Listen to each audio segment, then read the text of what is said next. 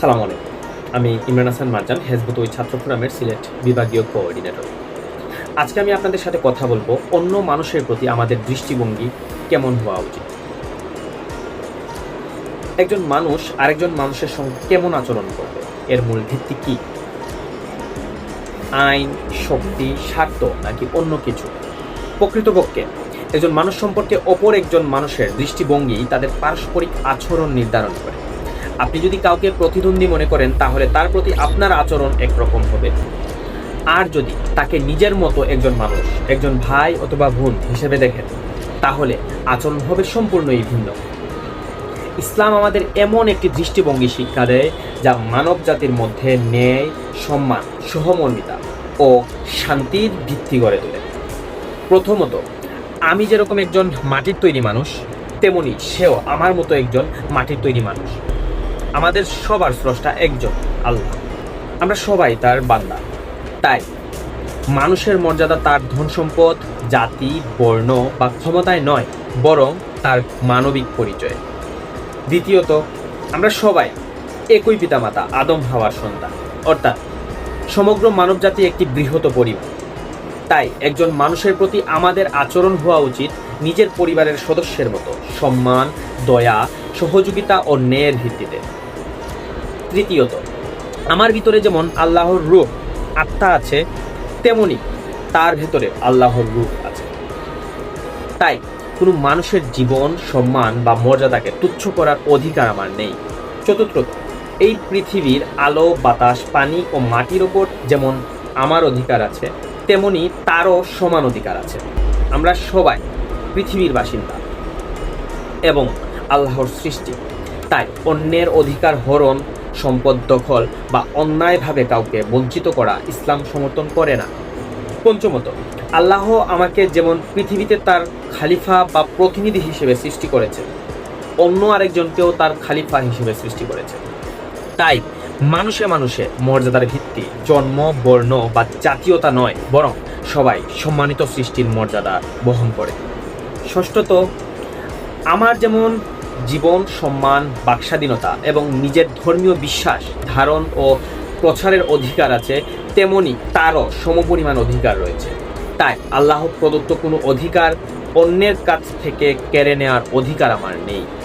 আমার যেমন জীবন, সম্মান, বাকস্বাধীনতা এবং নিজের ধর্মীয় বিশ্বাস ধারণ ও প্রচারের অধিকার আছে, তেমনি তারও সমপরিমাণ অধিকার রয়েছে। তাই আল্লাহ প্রদত্ত কোনো অধিকার অন্যের কাছ থেকে কেড়ে নেওয়ার অধিকার আমার নেই। এই বুনিয়াদি দৃষ্টিভঙ্গিগুলো স্মরণ রেখে আল্লাহ মানুষের প্রতি মানুষের দৃষ্টিভঙ্গি নির্ধারণ করে দিয়েছেন। আল্লাহ বলেছেন, হে মানব জাতি, আমি তোমাদেরকে এক পুরুষ ও এক নারী থেকে সৃষ্টি করেছি এবং তোমাদেরকে বিভিন্ন জাতি ও গোত্রে বিভক্ত করেছি, যাতে তোমরা একে অপরের সঙ্গে পরিচিত হতে পারো। নিশ্চয়ই আল্লাহর কাছে সেই অধিক মর্যাদাবান যে অধিক মুত্তাকি। রাসূলুল্লাহ সাল্লাল্লাহু আলাইহি ওয়াসাল্লাম বিদায় হজের ঐতিহাসিক ভাষণে এই নীতিকে সুস্পষ্টভাবে ঘোষণা করেন। তিনি বলেন, আজকের এই দিন ও এই মাস যেমন পবিত্র, তোমাদের জান মাল কিয়ামত পর্যন্ত তেমনই পবিত্র। হে লোক সকল, জেনে রাখো, তোমাদের রব একজন এবং তোমাদের পিতাও একজন।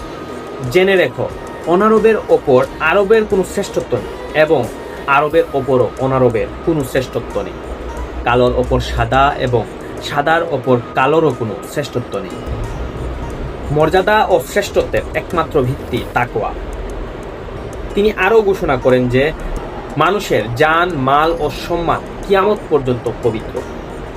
আজ পৃথিবীতে যুদ্ধ, বৈষম্য, বর্ণবাদ, জাতীয়তাবাদ, সাম্প্রদায়িকতা এবং নানা ধরনের সংঘাতের মূল কারণ হলো মানুষ মানুষকে প্রকৃত দৃষ্টিতে দেখতে ভুলে গেছে। আজ পৃথিবীতে যুদ্ধ, বৈষম্য, বর্ণবাদ, জাতীয়তাবাদ, সাম্প্রদায়িকতা এবং নানা ধরনের সংঘাতের মূল কারণ হলো মানুষ মানুষকে প্রকৃত দৃষ্টিতে দেখতে ভুলে গেছে। কেউ জাতিকে বড় করে, কেউ বর্ণকে, কেউ ভাষাকে, কেউ রাষ্ট্রকে, কেউ অর্থ বা ক্ষমতাকে। কিন্তু ইসলাম মানুষকে শেখায়, প্রথমে মানুষকে মানুষ হিসেবে দেখো, তারপর ন্যায় ও সত্যের ভিত্তিতে মূল্যায়ন করো। অবশ্যই ইসলামের আকীদাগত দৃষ্টিকোণ থেকে মানুষ ঈমানের ভিত্তিতে দুই শ্রেণীতে বিভক্ত, মুমিন ও কাফের। অর্থাৎ যারা সত্যকে গ্রহণ করে এবং যারা তা প্রত্যাখ্যান করে। তবে এই আকিদাগত বিভাজন মানুষের মৌলিক মানবিক মর্যাদা, ন্যায় বিচার ও অধিকারকে অস্বীকার করে না। ইসলাম সকল মানুষের প্রতি ন্যায়, আমানতদারিতা ও উত্তম আচরণের নির্দেশ দেয়। তাই আমাদের প্রত্যেকের উচিত এমন একটি সমাজ গড়ে তোলা যেখানে মানুষ মানুষকে শত্রু নয় বরং আল্লাহর সৃষ্টি হিসেবে সম্মান করবে, যেখানে অধিকার হরণ নয়, অধিকার প্রতিষ্ঠা হবে, বিভেদ নয়, ন্যায় ও মানবিকতা প্রতিষ্ঠিত হবে। আসুন আমরা আমাদের দৃষ্টিভঙ্গি পরিবর্তন করি, কারণ দৃষ্টিভঙ্গি বদলালে আচরণ বদলায়, আচরণ বদলালে সমাজ বদলায়, আর সমাজ বদলালে গড়ে ওঠে শান্তি, ন্যায় ও মানবিকতার এক সুন্দর সভ্যতা।